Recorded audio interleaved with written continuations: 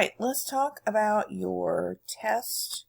To begin with, look at the test review sheet that I gave you. First, for your test format, notice that the first part of your test is going to be matching definitions and formulas. Okay, so what definitions and formulas do I have to know? All right, well, they're listed right down here. These are the definitions and the formulas that you should know for that matching section. All right, then you'll do a couple of problems on this first page where you are not using a graphing or a scientific calculator. You'll do distance, midpoint, solving the quadratic formula, graphing a line, and then simplifying problems that have imaginary numbers in them.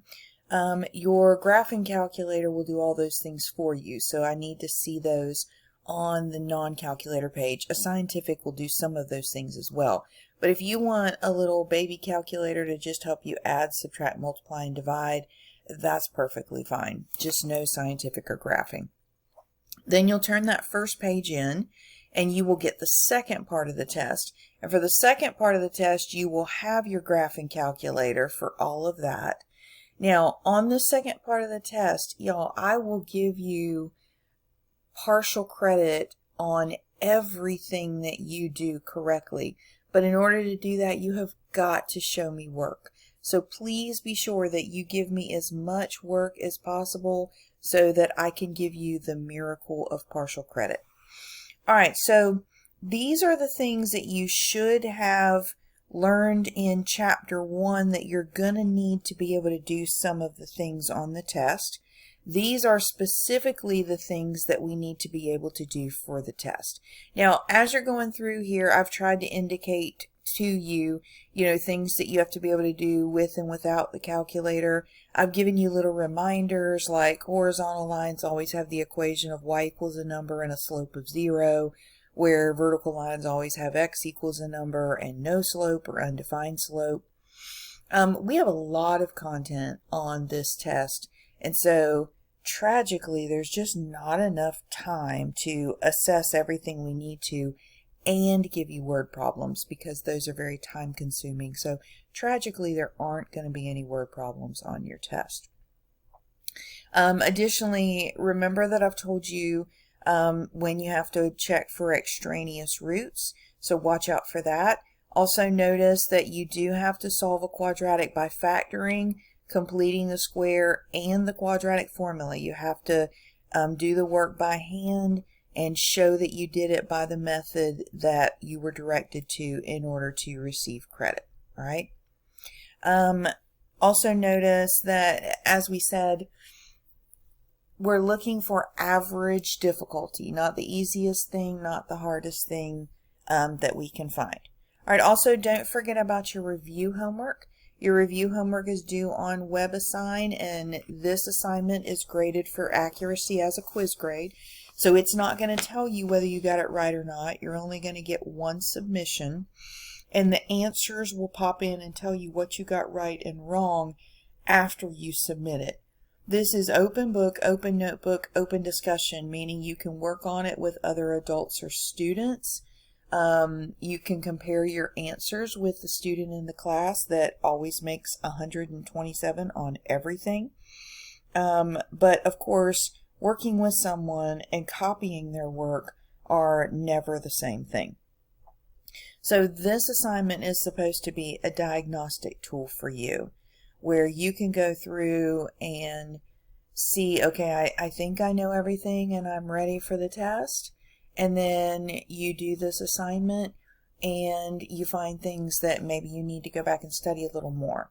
You compare your answers with other people in the class, and maybe there was something that you thought you were doing right all along, and then you find out that that was not the correct way to do it. Those are the types of things that we want to discover on the review assignment, not on the test, right? And so it's important that you do this assignment for yourself, not rely on somebody else or not use someone else's work, or it's not going to do what it's intended to. It's not going to prepare you for the test, and then your test grade is going to suffer for that. All right, when you're done, make sure that you hit submit and you do need to submit it by the deadline. Answers will release so that you can see the correct answers. Sometimes you have to hit View Key at the top of your paper to see the answers, but after those answers click in, I can't accept an assignment after that. All right, so some things that we've talked about before that are available to you that might help you in preparing for your test. First, when you log into Canvas, every single one of the PowerPoints that we've used for the Chapter 1 and the Chapter 2 are loaded here. Also, every one of the note sheets are listed here. And then if you click here, you can literally go back and watch a video recording of any one of our class periods. So if there was any one of these lessons that you'd like to go back and just review back over again, that's an easy way to do it. Now, here are specific tools to help you for the test. All right, so first, you've got your test review sheet that we were just looking over. You've got a sample test, which we're about to work through, and then the worked out solutions for the sample test, and then the video explanation of the worked out solutions to the sample test. All right, so let's talk about first. Remember, the first page is the non-calculator page. Don't forget that you have matching formulas and definitions to do for this, but on this page, these are the things that you would need to be able to do without a scientific or graphing calculator. All right, so number one, what is the slope of every horizontal line?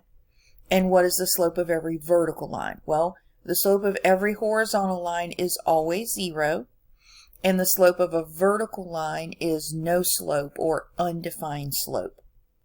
So those are just things that we have to memorize. We also, remember, set a vertical slope. If you have a vertical line, that's like a cliff.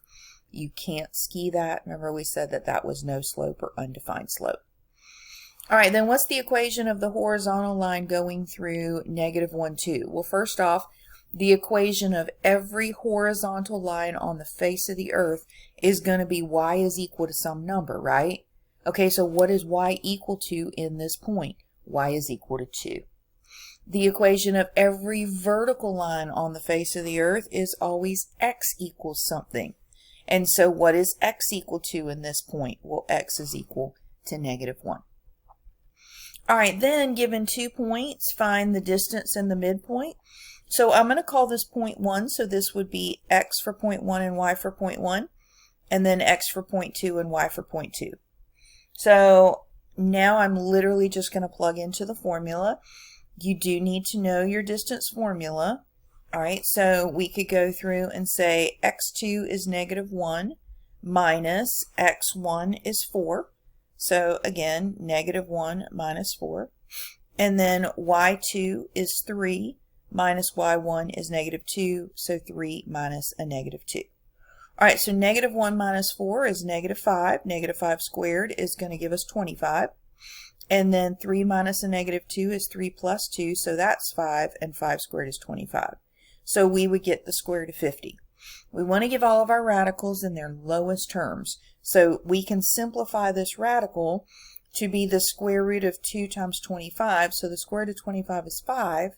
So that would give us 5 times the square root of 2.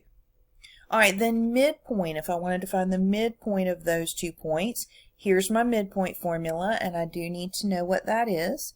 So I'm going to take my 2x values, 4 and -1, and add those together and divide by 2. And then I'm going to take my 2y values, -2 and +3, and add those together and divide by 2. So 4 minus 1 would give me 3 over 2, and then -2 plus 3 would give me 1 over 2. So there would be my midpoint. All right, then they ask us to solve the quadratic by the quadratic equation, and you have to show work to show that you did it by this method. And we want to get our answer in its simplest terms. All right, so what's the first thing that you want to do here? The very first thing is you have got to get your quadratic equal to 0 so that you correctly identify A, B, and C. All right, so let's figure out what A, B, and C are. Remember that this is ax squared plus bx plus c. So A is going to be 3, B is going to be -4, and C is going to be -6. All right, so once I know those values, I need to plug them into my quadratic formula. You do need to know the quadratic formula from memory. So let's go through and we can say, okay, B is -4. So be careful here. This is going to be a -4 plus or minus the square root of -4 squared. That negative does get squared because it says take your whole B value and square it. Negative is part of that B value. So it is going to be -4, the negative also being squared, -4 times A was 3 times C was -6 over 2 times A was 3. All right, so here are those same values that we just stated that we were going to plug in. So minus a -4 is going to give us +4. Again, there's that negative with the 4 being squared, so -4 squared is going to be 16. Be sure you follow order of operations under your radical, so you're going to multiply before you do your adding and subtracting. All right, so we can go through and say -4 times 3 is -12, and -12 times -6 is +72. So now 16 and 72 would give us 88. Now, if you left your answer like this, it would only be a -1 for not simplifying. Okay, so we want to simplify it if at all possible, but if that's a struggle for you, that's not the focus of this problem. All right, so to begin with, let's simplify our radical. So 88 would be 4 times 22. So if I take out the square root of 4, that's 2, and that leaves me the square root of 22. Remember that you can't cancel this 2 with this 6 or this 4 with this 6. You cannot cancel things that are being added and subtracted. The only way you can cancel is if you could factor something out of the top of this.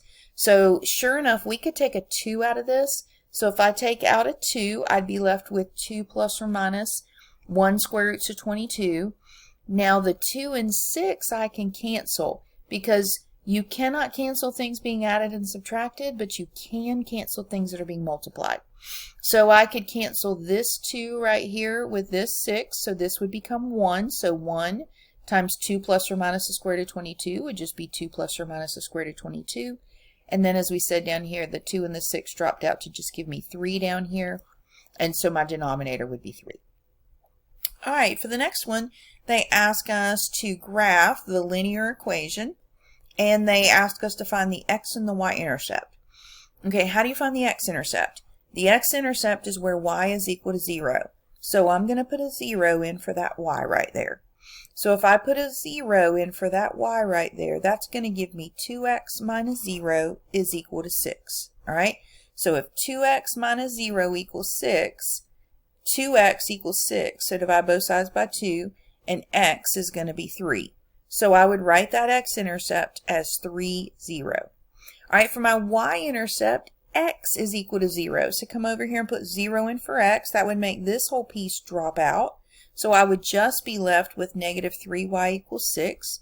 Divide by -3, and I'll get y as -2. So that ordered pair would be 0, -2. So then I can just plot those 2 points. So 0, -2, and 3, 0, and I can play dot to dot. And there is the graph of my line. All right, the next one, they asked me to work with imaginary numbers, and they want me to add these imaginary numbers. So first, I'm going to need to simplify this square root of -9. All right, so square root of -9 I could rewrite as the square root of -1 times the square root of 9. Square root of -1 is I, and square root of 9 is 3. So that's just going to give us 3i. So now we've got 2 plus 3i plus 3 minus 3i. So 2 plus 3 would give us 5, and a positive 3i and a negative 3i would give us 0i. Again, we said that's like x. If you did 3x minus 3x, you'd get 0x, right? So 5 plus 0i is just going to give me 5. All right, what if we had that exact same problem, but instead of adding, we were subtracting? What difference would that make? Okay, well, we would start the same way, 2 plus 3i, and we would rewrite our square root of -9 here in just a second. But remember, you're going to distribute this negative, and it is going to change every sign. So that would be -3, and that would be plus the square